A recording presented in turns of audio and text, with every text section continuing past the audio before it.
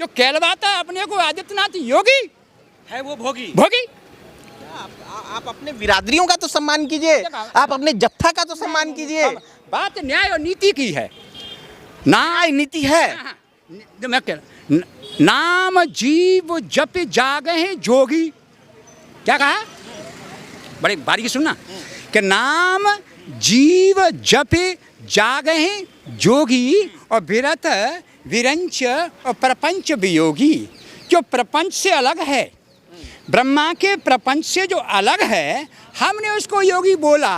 अगर हम गलत बोलता तो अभी डिबेट करके आप देवकी नंदन ठाकुर से पूछ लीजिए। है कि योगी तो आप कुछ दिन में हमको लगता है राहुल गांधी को मानने लगेंगे।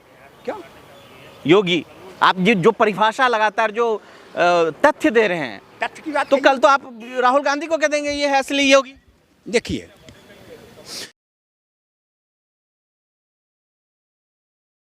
गुजरात चुनाव में AIMIM के मुखिया असदुद्दीन ओवैसी ने बयान जारी किया है।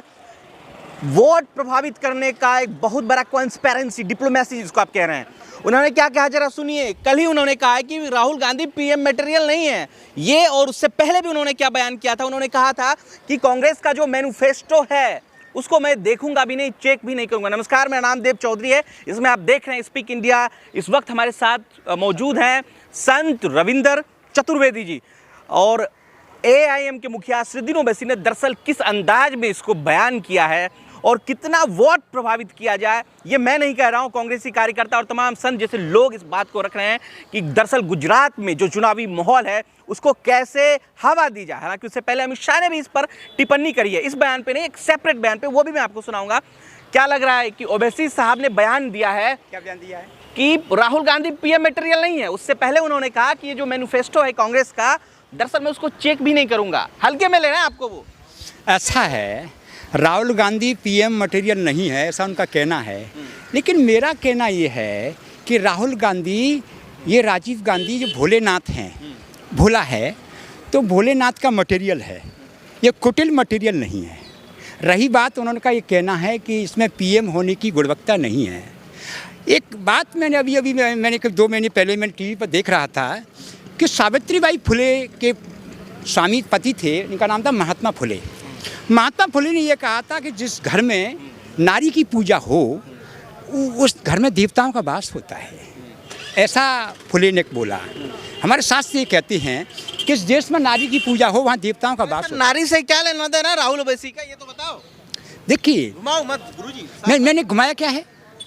जो ओवैसी जो है ये भारतीय जनता पार्टी को ही अप्रत्यक्ष रूप से लाभ पहुंचा रहे हैं।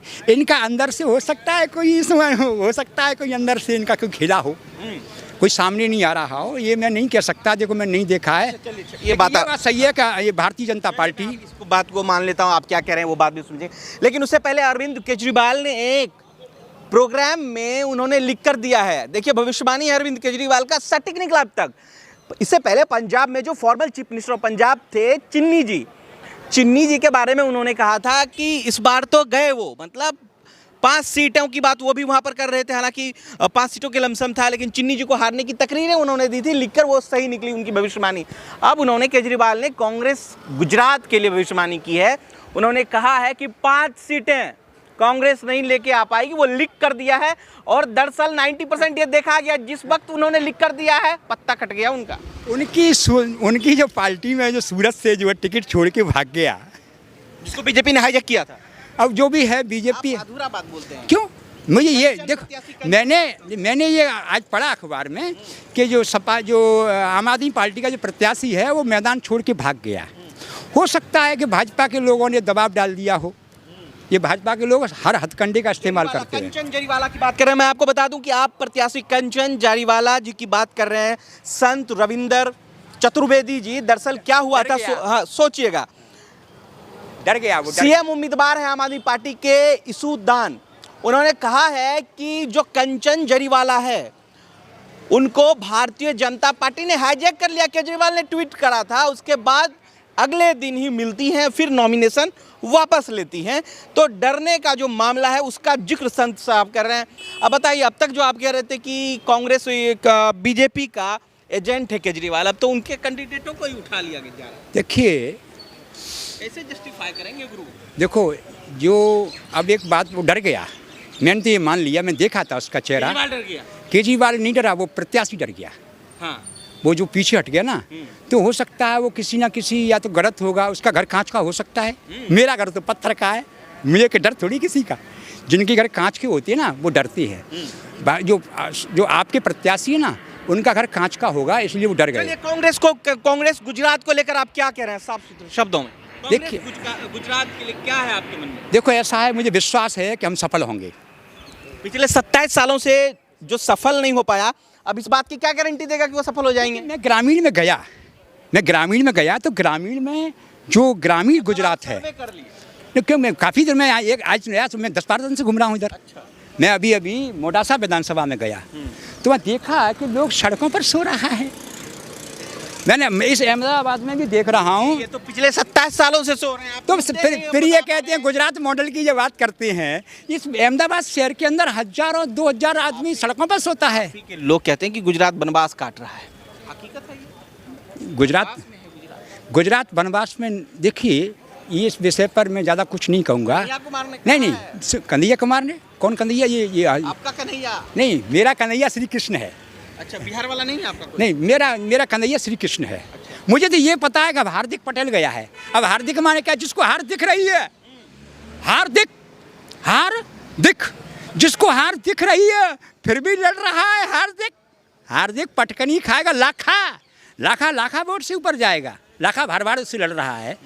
अरे जिस व्यक्ति का नाम हार्दिक है, उसको हार दिख रही है कि सामने मैं हार रहा हूँ। संत समाज को तो बीजेपी में होना चाहिए, बड़ा तवज्जो दी जाती है। आप बता रहे बगावत समाज किसी पार्टी के गुलाम नहीं है।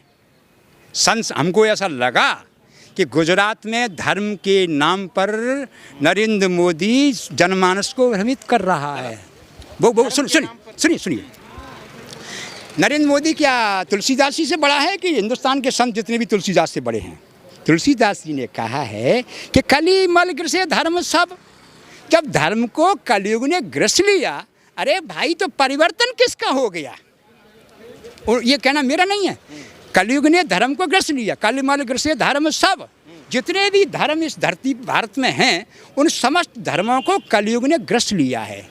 अब धर्म के नाम पर लोग नौटंकी करते हैं, लोग ज्ञानी होने का अभिनय कर रहे हैं। योगी जी क्या करते हैं? देखिए, बात में स्टार प्रचारक की सूची में योगी जी आ रहे हैं गुजरात। आ रहे होंगे योगी जी। देखो लोग उनको योगी कहें, देखो क्यों बराबर योगी कैसे कहें? नहीं न क्यों करें? हम ये कह रहा है कि सत्ता का, उत्तर प्रदेश की सत्ता का भोगने वाला भोगी जो कहलवाता अपने को आदित्यनाथ योगी है, वो भोगी। आप अपने बिरादरियों का तो सम्मान कीजिए, आप अपने जत्था का तो सम्मान कीजिए। बात न्याय और नीति की है। न्याय नीति है। मैं कह रहा, नाम जीव जप जागे हैं जोगी। क्या कहा? बड़े बारीकी सुनना कि नाम जीव जप जागे हैं जोगी और विरत विरंच और प्रपंच वियोगी। जो प्रपंच से अलग है, ब्रह्मा के प्रपंच से जो अलग है, हमने उसको योगी बोला। अगर हम गलत बोलता तो अभी डिबेट करके आप देवकी नंदन ठाकुर से पूछ लीजिए। है कि योगी तो आप कुछ दिन में हमको लगता है राहुल गांधी को मानने लगेंगे। क्यों? योगी आप जो परिभाषा लगातार जो तथ्य दे रहे हैं, तथ्य की बात तो कल तो आप राहुल गांधी को कह देंगे ये है असली योगी। देखिए, योगी का मैंने अर्थ बताया। योगी उस व्यक्ति को कहा जाता है जो सृष्टि से, प्रपंच से अलग है ना। अब हमारे ये सवाल छोड़ता हूँ, दूसरा सवाल लेता हूँ। देखिए भारतीय जनता पार्टी के मुखिया, यानी कि मुखिया वर्तमान समय में prime minister of India Narendra Modi जो है 19-20 तारीख को 6 रैली को संबोधित कर रहे हैं। 22 तारीख से राहुल गांधी की रैली यहाँ पर शुरू होने वाली है। संत जी 6 सभाएं हैं मोदी जी की, उसको कैसे देख रहे हैं? लग रहा है कि जनता जो है मोदी जी से। मैं आपसे एक बात और कहूँ कि उमादार ज्योतिष की नाही, उमादार ज्योतिष की नाही, सबे नचावत राम गोसाई। यानी जितनी भी मानवीय मुंडियाँ हैं, इस गुजरात की जितनी भी मानवीय मुंडियाँ हैं, जो उन सबको ड्राइविंग करने वाला कोई परमात्मा है। नरेंद्र मोदी उनको कितना भी भ्रमित करे, लेकिन वो निर्णय परमात्मा राम लेगा। हो ये सो जो राम रच राखा। राम ने जो सीएम बनना है, जो भी होना है, ये पहले से तय है। आप धर्म में इतना उलझा देते हैं कि सब देखिए, गुजरात की जनता 6.5 करोड़ है, वो तय करेगी राम जस राखा प्रभु जस राखा। ये गुजरात में तो अंधकार है। गुजरात का अर्थ ही यही है कि अंधकार। यहाँ का जो शासक है वो अंधकासुर नामक का जो नरेंद्र मोदी जो है वो अंधकासुर है। नरेंद्र मोदी अंधकासुर है। उसने पूरे हिंदुस्तान में अंधेरे का राज्य कायम किया हुआ है, अज्ञान का राज्य, अंधेरे का राज, अज्ञान का राज्य, अंधेरा है क्या मोदी जी? क्या अंधेरे का राज, किल्विस वो अरे किल्विस ही है। हाँ, मैं इंग्लिश में मैं बोल रहे नहीं, अंधकार का राज है मोदी, यानी अंधकासुर। मैं साबित कर दूंगा, धर्मगुरु सामने आवे, साबित कर दूंगा। देवकीनंदन ठाकुर सामने आवे, देवकीनंदन ठाकुर ये कह देंगे कि गुजरात माने ही अंधेरी राष्ट्र है, अंधकार है, अज्ञान है, लोगों को ज्ञान नहीं है कि रामदेव जी आ रहे हैं गुजरात। रामदेव बच्चा है। वो कैसे बोला, क्यों बोला उसको? अबोध बोला मैंने रामदेव को अबोध बोला। चलिए बात आपको यहाँ समाप्त करनी पड़ेगी। मैं आपको बता दूं कि जिस तरीके से ग्वालियर से आए संत रविंद्र चतुर्वेदी जी का बयान आपने सुना।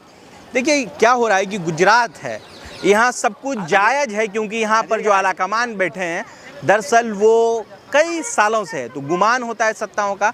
तो लगभग ये समझ लीजिए कि आने वाले वक्त में क्या होगा, लेकिन 8 तारीख के जो नतीजा आएंगे उसमें सब कुछ क्लियर हो जाएगा।